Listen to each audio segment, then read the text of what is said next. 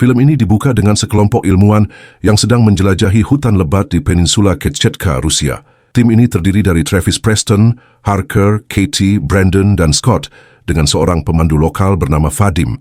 Misi mereka sederhana tapi penting, mencari serta melestarikan hewan-hewan langka yang masih tersisa di sana. Namun, saat menyusuri hutan, mereka menemukan sesuatu yang aneh. Jejak kaki besar mirip beruang, tapi ukurannya jauh lebih besar dari beruang biasa. Mereka terus masuk lebih dalam ke hutan dan menemukan beberapa beruang dengan luka parah di bagian perutnya. Saat diperiksa, terlihat jelas bekas cakaran yang ukurannya tidak normal, seolah berasal dari hewan buas yang jauh lebih besar daripada beruang. Karena sudah menemukan tanda-tanda keberadaan makhluk itu, mereka memutuskan untuk bermalam di hutan. Harapannya, mereka bisa melihat langsung hewan yang sedang mereka cari. Malam itu, suasana sunyi hanya dipecah oleh suara langkah-langkah kecil. Brandon sempat mendeteksi gerakan dari semak-semak, tapi ternyata hanya seekor rubah.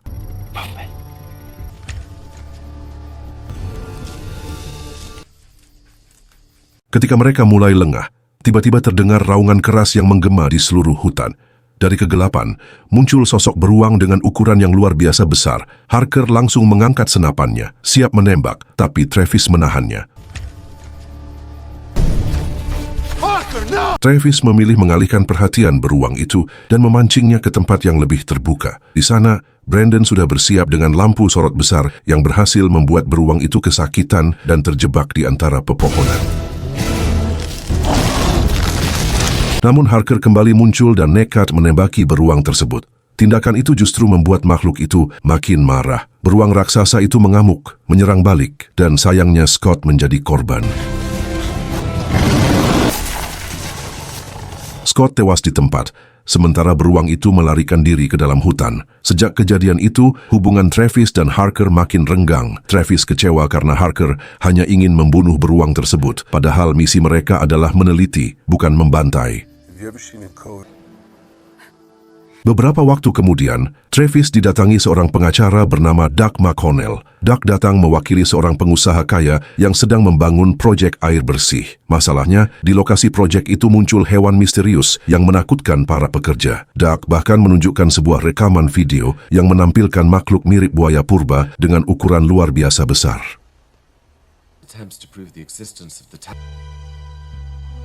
Setelah melihat bukti itu, Travis tidak membuang waktu.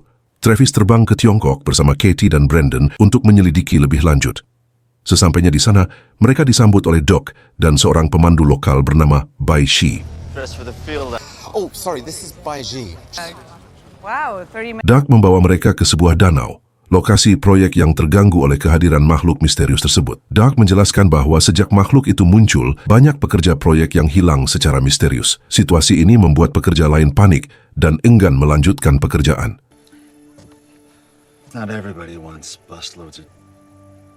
Kekhawatiran mereka terbukti benar. Malam itu, salah satu pekerja yang sedang melakukan pengecekan mendengar suara aneh dari balik gerbang. Pekerja itu berusaha pergi dengan cepat, tapi terlambat. Sosok raksasa mirip buaya itu muncul dari kegelapan dan langsung melahapnya. Keesokan harinya, Travis, Doug, dan Bai Shi pergi ke lokasi proyek untuk memastikan laporan tentang pekerja yang hilang semalam. Di sana mereka berkenalan dengan Lan Zheng, seorang ahli biologi lokal yang ikut terlibat dalam penyelidikan. Namun suasana langsung tegang ketika Travis melihat kehadiran Harker bersama tim barunya. Kedatangan Harker jelas membuat Travis kesal. Travis tahu betul kalau Harker selalu bertindak semaunya sendiri, bahkan seringkali barbar dalam mengambil keputusan. Harker sendiri malah menertawakan Travis, mengatakan bahwa masalah ini hanya bisa diselesaikan dengan senjata. Meski begitu, Travis tetap teguh pada pendiriannya. Makhluk itu harus ditangkap hidup-hidup demi ilmu pengetahuan. Setelah itu, Travis, Doug, dan Bai Shi kembali ke camp. Di sana, Katie dan Brandon sudah sibuk menyiapkan kandang besar yang nantinya digunakan untuk menjebak makhluk prasejarah tersebut. Namun Travis terlihat murung. Travis tahu pemerintah desa secara diam-diam sudah membayar Harker untuk menangani situasi ini. Katie dan Brandon mencoba menenangkan Travis, meyakinkan bahwa tim mereka masih punya peluang lebih dulu menangkap makhluk itu. Tidak tinggal diam, Travis bersama Bai Shi kemudian pergi menemui warga setempat. Mereka bertemu dengan seorang warga bernama Han Wu.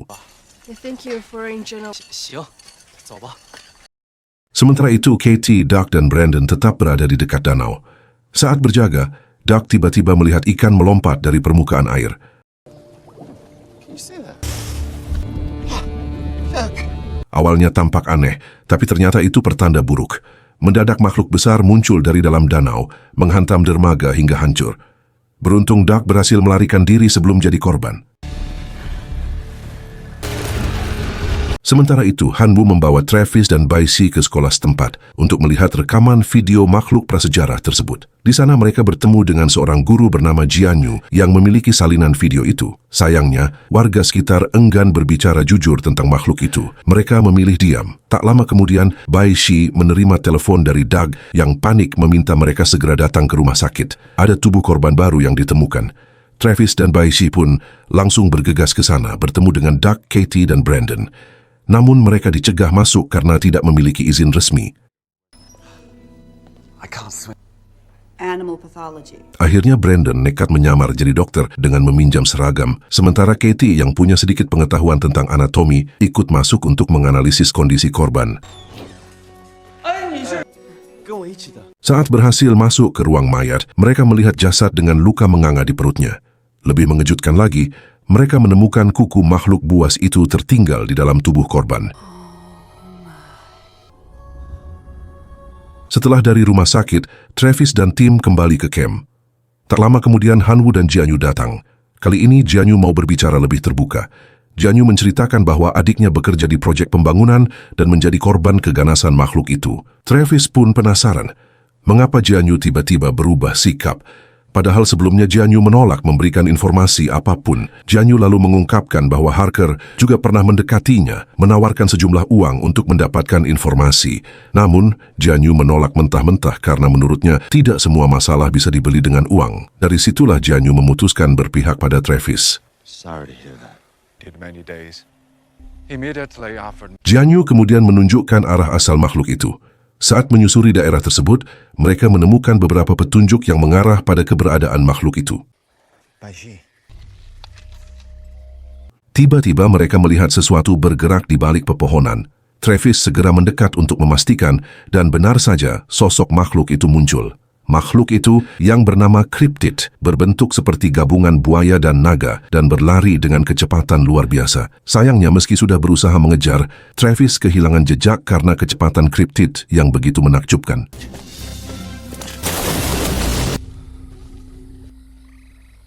Keesokan harinya, Doug datang lagi membawa kabar buruk. Ada serangan baru di lokasi proyek. Travis sebenarnya ingin langsung memeriksa tempat itu, tapi masalahnya Travis tidak punya akses resmi. Akhirnya, Travis meminta bantuan Han Wu, warga lokal yang lebih leluasa masuk. 那个，你告他们。 Dengan cerdik, Han Wu mengalihkan perhatian para pekerja proyek, sementara Travis menyelinap ke lokasi kejadian.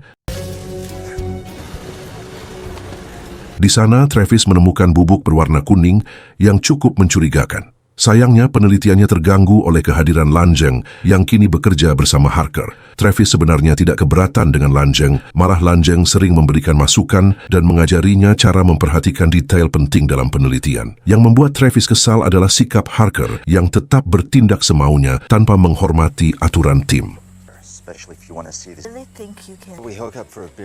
Malam harinya, Cryptid kembali muncul. Ia menyerang proyek dan menyeret salah satu pekerja ke dalam danau.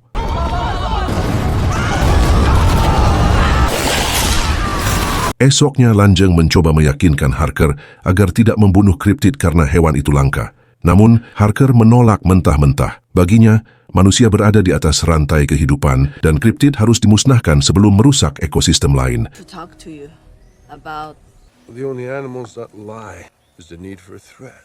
Sementara itu, Travis dan timnya mulai menyusuri danau dengan kapal, memasang sonar untuk melacak keberadaan Cryptid. Tak lama, radar mendeteksi pergerakan. 200. Awalnya mereka mengira itu Cryptid, ternyata hanya kapal yang ditumpangi Lan Zheng bersama timnya. Namun sesaat kemudian, ancaman sebenarnya muncul. Brandon mendeteksi gerakan lain, dan kali ini benar, Cryptid muncul dari dalam air.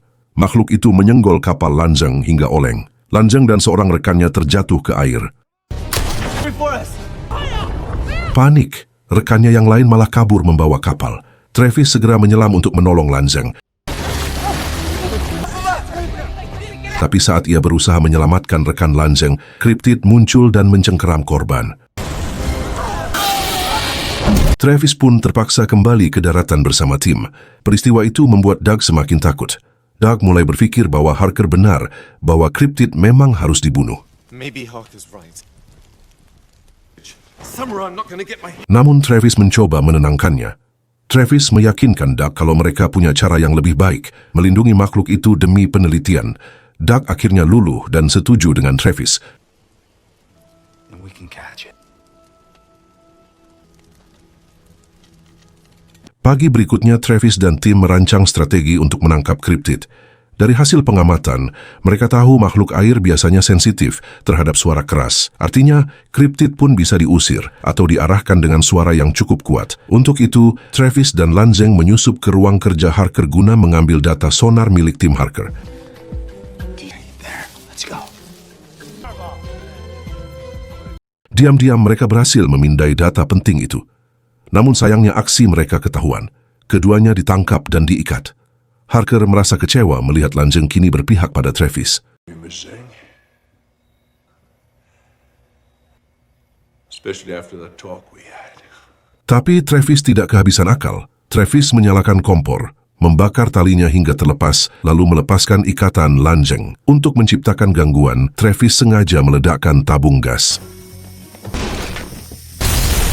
Ledakan itu membuat semua orang panik, memberi kesempatan mereka kabur. Meski dikejar anak buah Harker dengan motor, Travis dan Lanzeng berhasil melawan hingga pengejar mereka tumbang tak sadarkan diri. Sesampainya di camp, Travis teringat bubuk kuning yang pernah Travis temukan. Setelah diteliti lebih lanjut, ternyata bubuk itu adalah aragonit, mineral yang biasanya ada di dalam goa. Dari situ, Travis menyimpulkan bahwa Cryptid kemungkinan besar bersembunyi di dalam goa. Mereka segera berangkat menuju lokasi dengan perahu.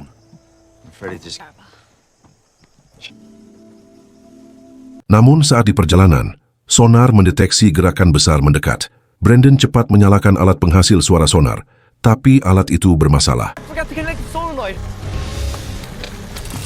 Dengan terpaksa, Brandon menyelam ke air untuk memperbaikinya. Situasi sempat menegangkan, tapi akhirnya Brandon berhasil mengaktifkan alat itu tepat waktu. Suara keras dari sonar membuat Cryptid menjauh, menyelamatkan kapal mereka dari serangan. Setelah itu, Travis dan tim melanjutkan ekspedisi ke goa, sementara Harker dan pasukannya juga terus bergerak dengan tujuan yang sama. Tak lama setelah perjalanan melelahkan, Travis dan tim akhirnya sampai di mulut goa. Mereka lalu memutuskan untuk membagi diri jadi dua kelompok. Travis, Lanzeng, dan Brandon masuk lebih dalam ke dalam goa, sementara Katie, Jianyu, dan Doug menunggu di pintu masuk sambil menyiapkan kandang jebakan yang sudah mereka rancang. Namun di saat yang sama, Harker dan timnya juga tiba di lokasi. Doug sempat mencoba menghentikannya tapi justru mendapat serangan balik. Situasi pun makin tegang. Can't keep making these threats. Di dalam goa, Travis bersama Brandon dan Lanzeng menemukan sarang Cryptid. Makhluk besar itu sedang tertidur lelap. Mereka segera menyiapkan senjata bius untuk melumpuhkannya. Sayangnya, Cryptid ternyata peka terhadap keberadaan mereka. Cryptid itu tiba-tiba terbangun dan langsung mengejar Brandon. Travis dengan sigap menembakkan peluru bius ke arah makhluk itu. Tembakannya tepat sasaran, namun butuh waktu beberapa saat hingga obatnya bereaksi. Akhirnya tubuh besar Cryptid itu melemah dan jatuh tak sadarkan diri.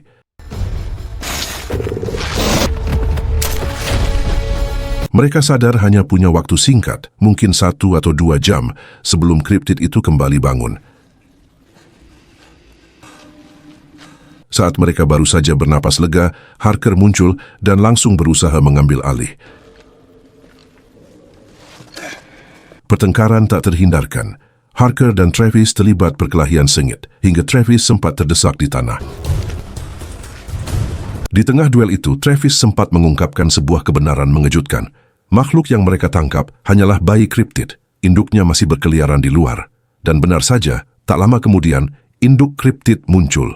Ukurannya jauh lebih besar. membuat semua orang panik. Harker mencoba menembaknya, tapi upayanya sia-sia. Induk kriptid marah besar, menyerang tim Harker, bahkan satu persatu orang-orangnya tewas diterkam.